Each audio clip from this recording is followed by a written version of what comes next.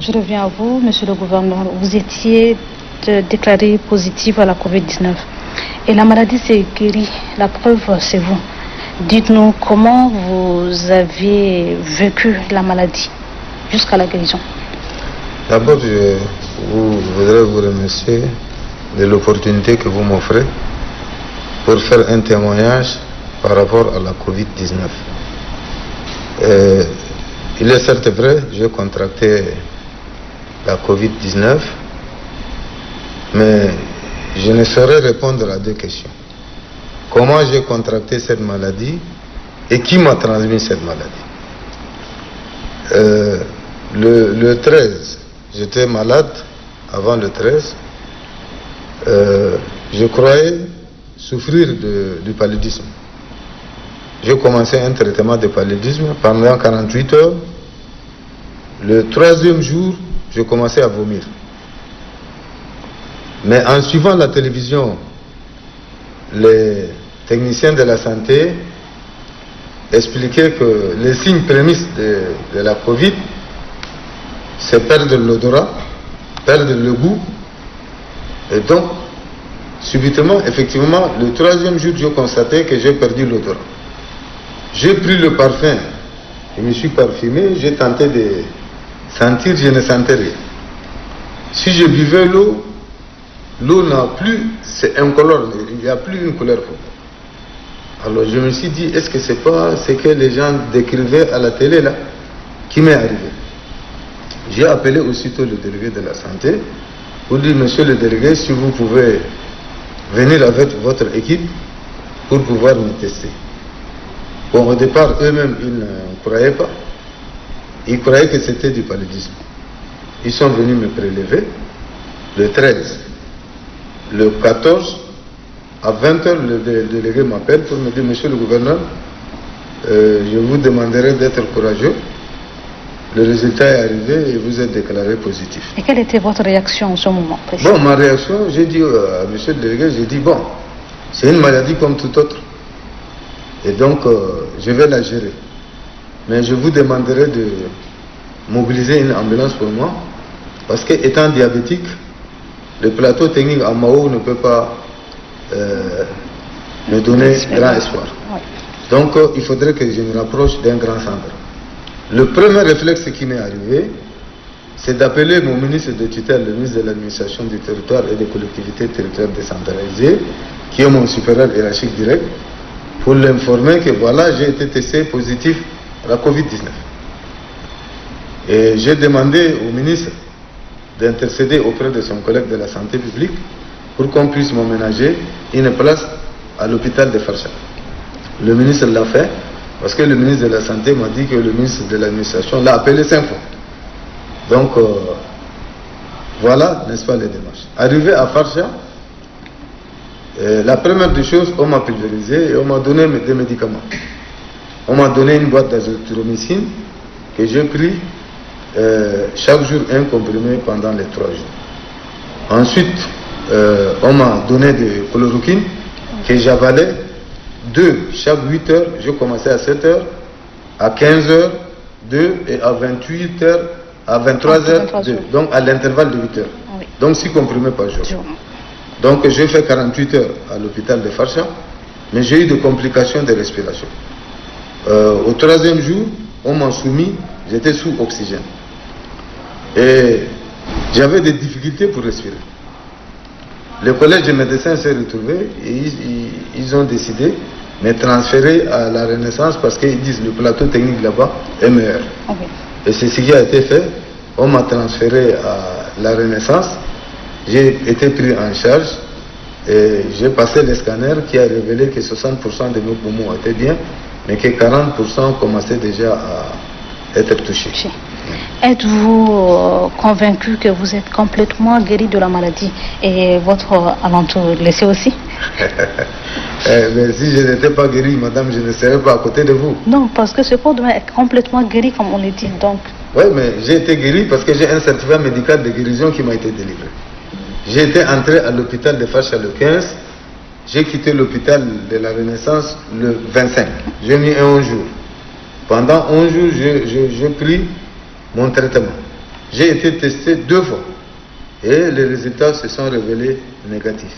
C'est après cela qu'on m'a demandé d'aller à la maison, mais avec une ordonnance qui me demande d'être confiné pendant 14 jours. Et une ordonnance qui me dit de consommer 3 chloroquines par jour pendant 1 mois. Et c'est hier le 23 que j'ai fini, n'est-ce pas, mes chloroquines. Je voudrais vous dire que j'ai consommé 152 comprimés de chloroquine et 5 comprimés d'azithromycine. Voilà. Donc vous êtes convaincu. Que pensez-vous des efforts du gouvernement et du personnel soignant? Bon, je voudrais très honnêtement, sans faire de la politique, il faut être reconnaissant à la personne qui vous a fait du bien. Tous les malades de Covid-19, toutes les personnes atteintes de Covid-19, aujourd'hui reconnaissent l'effort du gouvernement. Reconnaissent l'effort de son excellent Monsieur le Président de la République, qui est le président du comité de gestion de la crise sanitaire.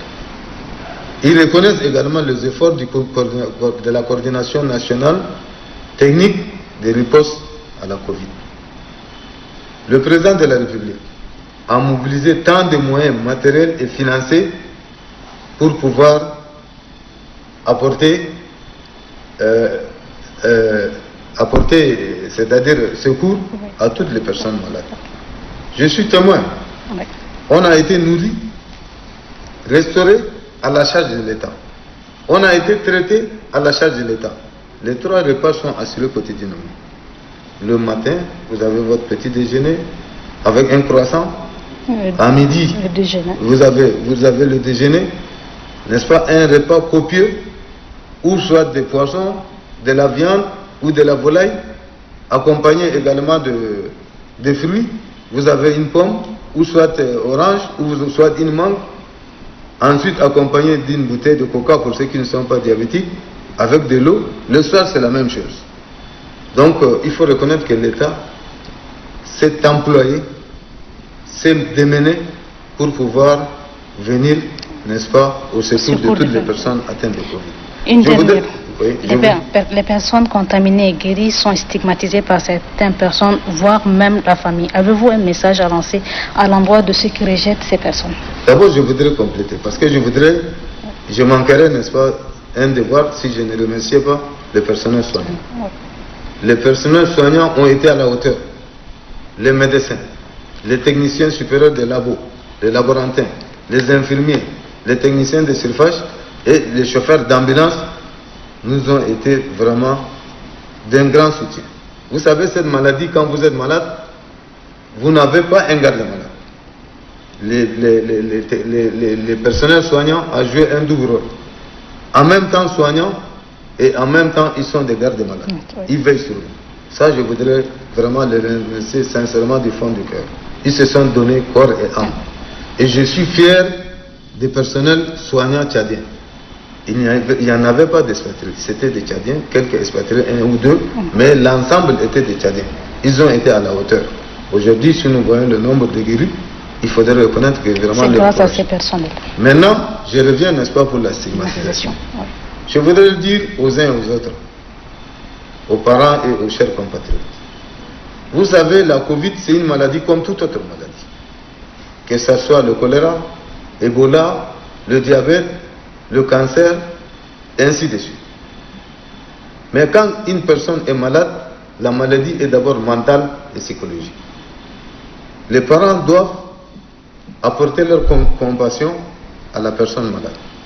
Les parents doivent entourer la personne malade de toute affection. Parce que quand on est malade, il ne faudrait pas qu'on vive en paria. Il ne faut pas qu'on nous considère comme des personnes pestiférées. C'est après la guérison, comme vous dites, être entouré de sa famille, c'est après... Oui, mais après, parce que les stigmatisations, ça vient après. Oui. C'est pas avant, c'est après. Oui. Mais maintenant, il faudrait que quand même les gens soient sérieux.